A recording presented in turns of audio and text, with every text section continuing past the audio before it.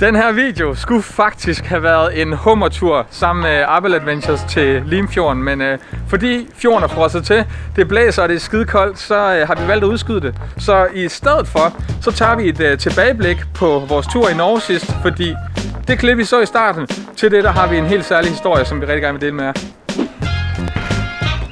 Selve klippet viste vi i vores sidste uge video, hvor vi fik det klippet ind på den her måde.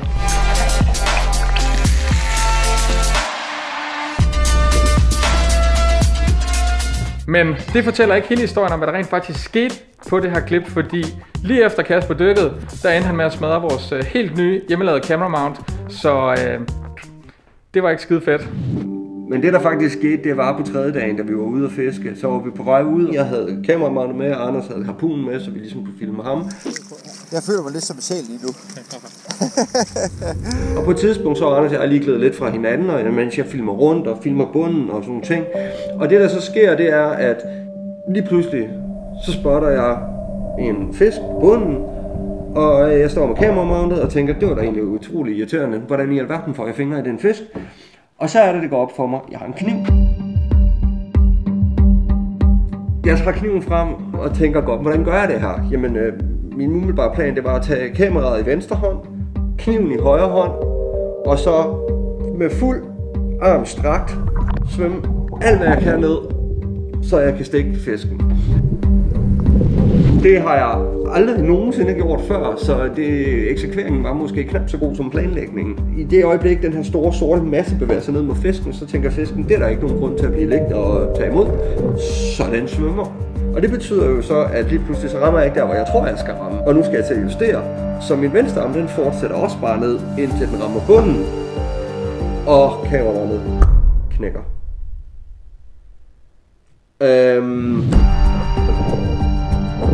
Så jeg står nu med et knækket kameramount og en fisk, jeg ikke fik fat i, og en kniv tilbage og ligner en idiot. Jeg skal have den her fisk. Jeg svømmer lidt videre langs med den vej, som den umiddelbart så ud til at svømme ved hen. Og så spotter jeg ved ikke, om det er den samme fisk, eller om det er en anden fisk, men jeg spotter lige bagefter, spotter jeg en fisk dernede. Og den her gang, så svømmer jeg ned, og nu kompenserer jeg. Så ved at sigte lidt foran, så svømmer fisken ind i min kniv. Det gør jeg så. Jeg har smadret med et mount, så det må jeg holde i venstre hånd, men jeg er nødt til at filme her, hvor vi skal have sådan noget her på film.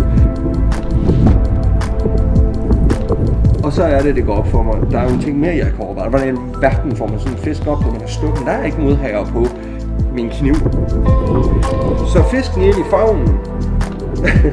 Og kameramount, og kniv, og pas på kniv, og alt sådan noget. Og så svømme op. Og finde en lille klippeø, ind og sidde på klippeøen, få fat i fisken, stikke den i øjnene og råbe efter Anders. Og Anders kommer over, kameraet er gået i stykker og får det pillet af.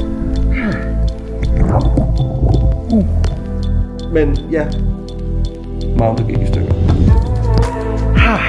Jeg prøvede en, hvor jeg gik ned efter med kniv. Og det var der, jeg ødelagde mountet. Jeg kom for sent, jeg fik den ikke ordentligt. Og så svømmede jeg efter den, og så fandt jeg den her. Men mountet er gået i stykker.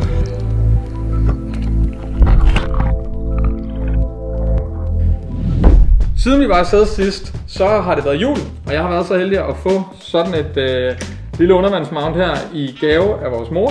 Til det mangler der jo godt nok et form for håndtag mount, og den her, den virker ikke længere. Så Kasper, han har sat sig for at designe en ny, bygge en ny, så vi kan få nogle super fede billeder under vandet. Prøv at smage.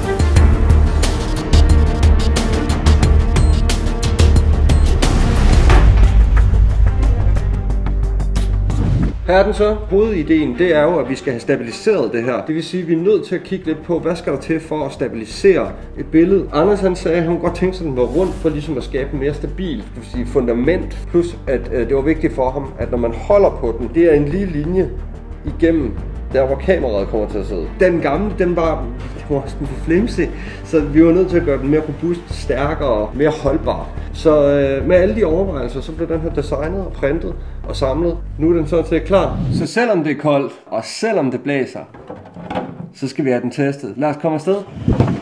Så er vi taget til Sjællands Odde. Vi skal derud. Lad os se, hvad den kan.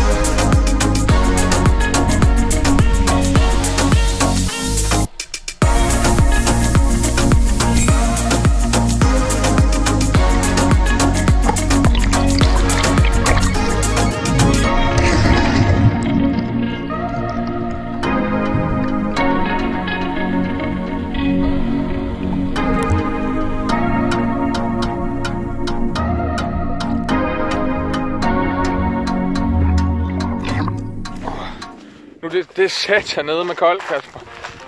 Det ved jeg sgu godt. Men det var fedt. Det var nice at bruge. Ja, omstændighederne var ikke så gode, vejret var ikke så godt, vandet var ikke så klart, og bunden var ikke så varieret, det var helt sandt. Men bortset fra det, så virkede det meget fint. Det virkede pissefedt. Så nu går der lige en måned, før vi kommer ind. ja.